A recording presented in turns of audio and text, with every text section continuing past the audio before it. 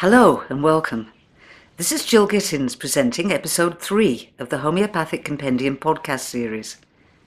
The aim of these podcasts is to offer information on interesting homeopathic topics based on David Little's published work, the Homeopathic Compendium. Before I begin, I'd like to hand you over to a very important member of our team, David Gittins. Thanks, Mom. Hi, I'm David Jr. I am David Little's eldest son. I am the publisher of the compendium and I also run the office and correspondence. Please visit our website at friendsofhealth.com to download 6 free chapters, 318 pages. The Homeopathic Compendium by David Little offers an extensive study of classical and modern approaches to homeopathy, which provide an excellent foundation for medical practice. The compendium is a collection of 6 volumes, 4,500 pages, that are available for purchase as a box set or an ebook on our website. Visit symptom.com for a large collection of free articles and educational materials by David Little. Like us on Facebook at H Compendium to get updates, discount coupons, and of course to make the Little family happy. If you have any questions or feedback, email us at sales@friendsofhealth.com. Thank you for being with us today. Now I hand you back to our Reader-in-Chief, Jill. Okay, thank you, Davy. This is Compendium Talks, Episode 3. The subject is Common versus Characteristic Symptoms. In our last episode, we looked briefly at the subject of case taking. When you have taken a complete case history, you will have a collection of symptoms that can lead to a suitable remedy. A good homeopath must be able to judge the characteristic value of these symptoms, separating common symptoms from what Hahnemann called the most striking, exceptional, unusual, and odd characteristics of the disease case. This reading is taken from Book 2, Chapter 2, Case Taking in the Organon. Striking, extraordinary, unusual, odd characteristics. In the footnote to Aphorism 56, Hahnemann introduced the maxim, similimum, similimo. The true homeopathic remedy, similimum, is the most similar medicine to the disease state, similimo. Hahnemann's teachings on essence, totality, and the disease gestalt are unique to the homeopathic philosophy. This is the basis for the next step in case taking, which is judging the characteristic value of symptoms. The subject of common versus characteristic symptoms is elucidated in Aphorism 153 of the Organon. Hahnemann wrote, "In the search for a homeopathically specific remedy, that is, in the comparison of the complex of the natural disease's signs with the symptom sets of the available medicines, in order to find among them an artificial disease potence that corresponds in similarity to the malady to be cured, the more striking, exceptional, unusual, and odd characteristic signs and symptoms of the disease case are to be especially and almost solely kept in view. These, above all, must correspond to very similar ones in the symptom set of the medicine sought, if it is to be the most fitting one for cure. The more common and indeterminate symptoms, lack of appetite, headache, lassitude, restless sleep, discomfort, etc., are to be seen with almost every disease in medicine, and thus deserve little attention unless they are more closely characterized." Unquote. The homeopath places great importance on those symptoms that are striking, exceptional, unusual, and odd, because they lead to the true similimum. These symptoms demonstrate the essence of the disease gestalt that individualizes the patient. The symptoms that are common to all diseases do not help in the selection of a remedy unless they are, quote, more closely characterized. Common symptoms like malaise, changes in appetite and bowel movements, weakness, indefinite aches and pains, disturbed sleep and mental stress are found in almost every disease and every patient. For common symptoms to be useful, they must have defining sensations, modalities, and concomitant symptoms. Orthodox medicine looks at what is common among patients as a basis for the standardization of treatment. This is useful for general diagnosis and classification, but it offers little assistance in finding a curative remedy. Homeopathy looks for what is uncommon and peculiar about the disease case, because it leads to the individualization of treatment. The careful study of all potential causes and the totality of the signs and symptoms provide all the data necessary for effective diagnosis and treatment. Some practitioners say one should ignore all the symptoms common to the disease condition the patient suffers. This idea has some relative value, but it seems to be an exaggeration of Hahnemann's teachings about the relative unimportance of the symptoms common to all diseases unless more closely characterized. By this logic, all the symptoms of cholera should be completely ignored when treating a cholera patient. Hahnemann wrote that a homeopath collects the striking, exceptional, unusual, and odd characteristic symptoms of the disease case. The quick onset, collapse, chill, profuse watery stools, cramps, rapid decline, and deathly look are characteristic of patients with cholera. These symptoms make the vescent of cholera different than any other disease, and are certainly not common to all diseases. The totality of these symptoms led Hahnemann to curative and preventative medicines like camphor, veratrum, and cuprum. A review of his cases show that he used the characteristic symptoms of the disease, as well as those concomitants that might not be directly related to the main complaint, depending on the circumstances. The one-sided version of the patient, not the disease, throws the baby, the characteristics of the disease case, out with the bathwater, the symptoms common to all disease. Types of striking, extraordinary, unusual, odd characteristics. Hahnemann taught that the anamnesis should be based on the most marked, particular, and rare symptoms. See aphorism 102 of the Organon.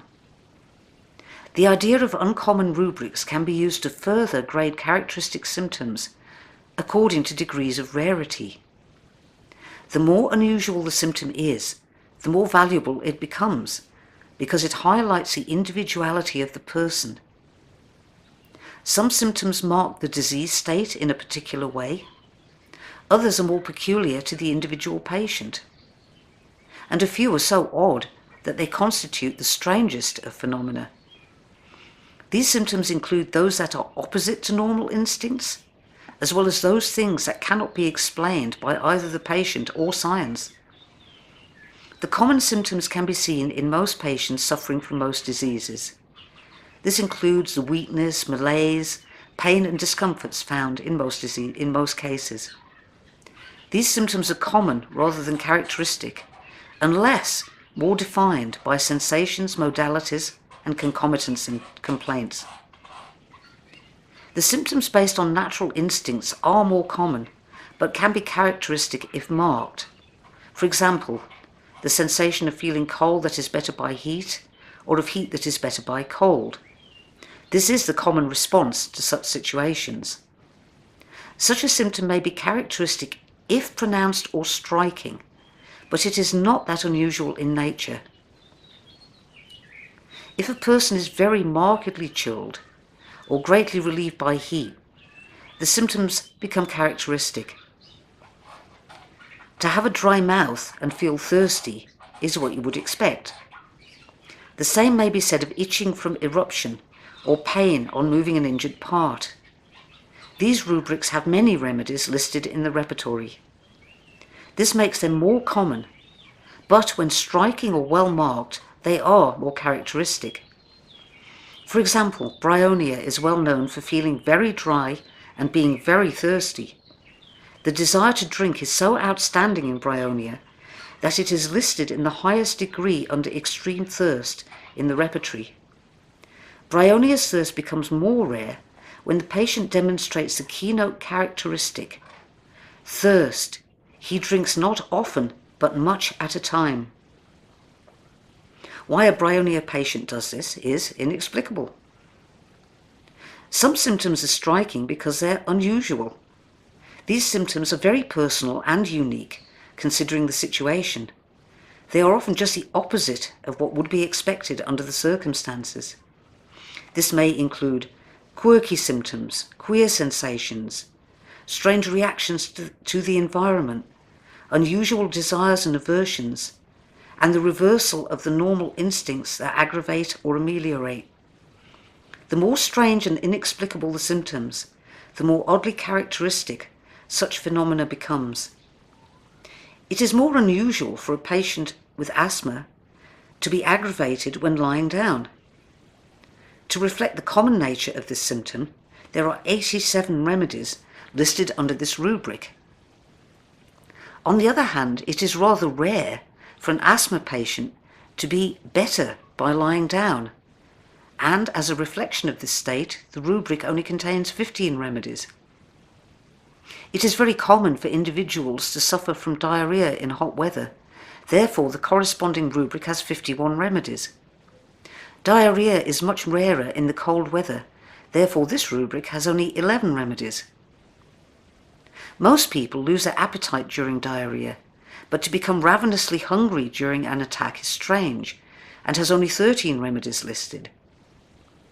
Diarrhea worse after eating has 87 remedies, whereas diarrhea ameliorated by eating has only 16 remedies.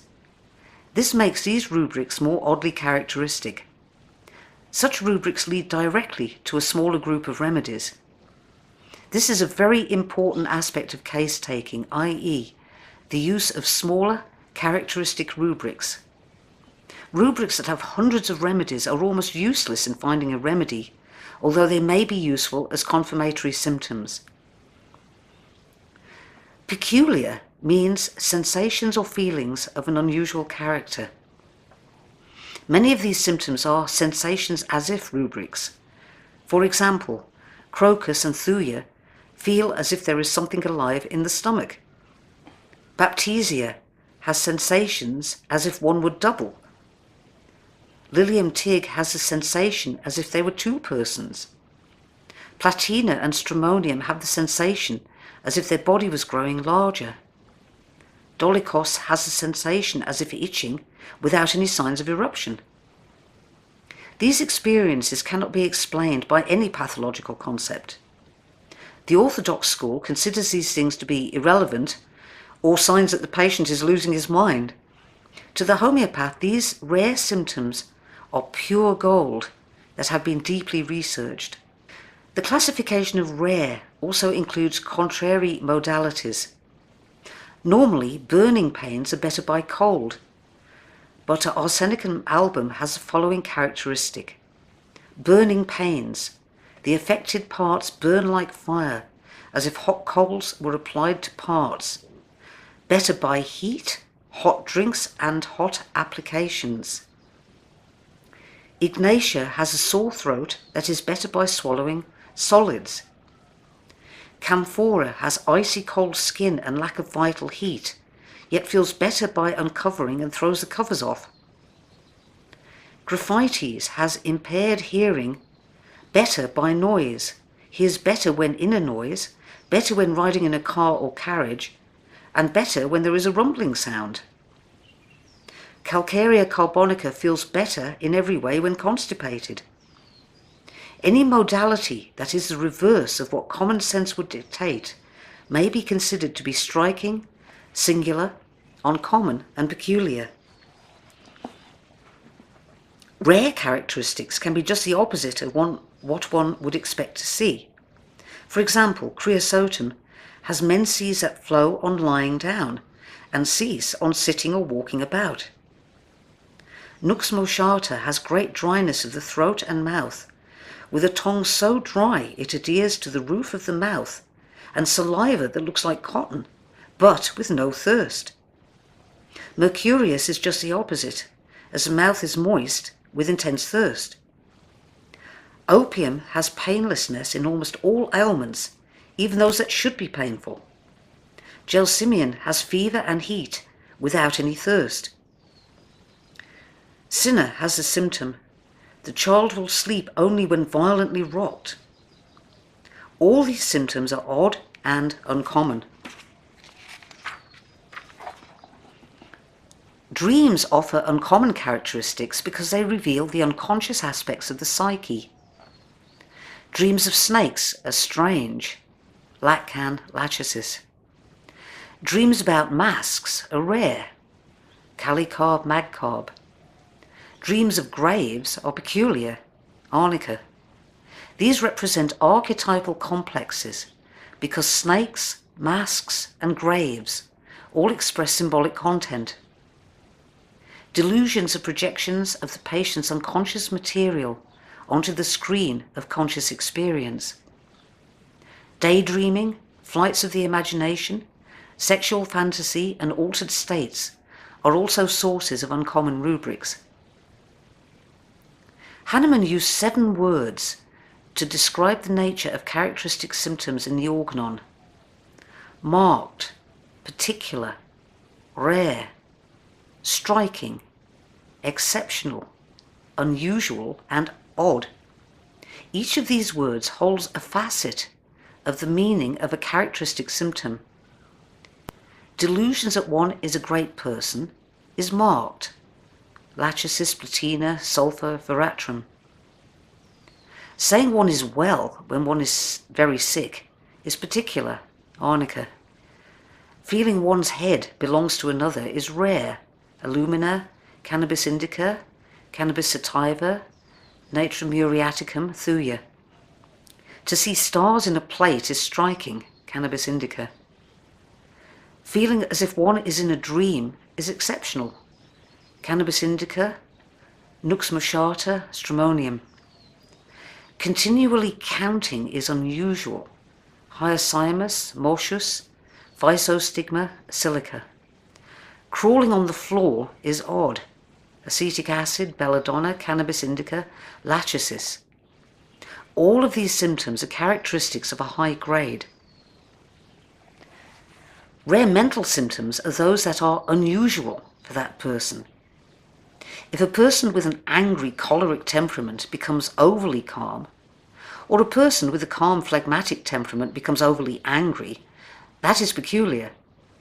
An angry person being angry, or a calm person acting calm, is more normal, although it may still be characteristic of well-marked or particular. Acting unusual in a normal situation is striking. A change of normal temperament is exceptional. Feeling like a different person is unusual. And experiencing something very strange is odd. These are the SEUO symptoms. See aphorism 153. Experienced homeopaths constantly review the materia medica and repertory, looking for strange signs, rare coincidental performance, and peculiar symptoms. The more unusual a characteristic symptom is, the more it individualizes the patient. Characteristic symptoms are graded according to their uniqueness and rarity. Normally one thinks in terms of degrees of symptoms as 1, 2, 3, but a very rare symptom may be worth 10 points. Strange, rare, and peculiar symptoms can be graded on a scale from 1 to infinity. So that's the end of our reading for this episode of Compendium Talks. If you're interested in finding out more, you can read the whole chapter, Case Taking in the Organon, which is one of the free chapters featured on our website, friendsofhealth.com. Thank you for listening. I hope you enjoyed it. And remember to look out for our next podcast. See you again soon. Bye-bye.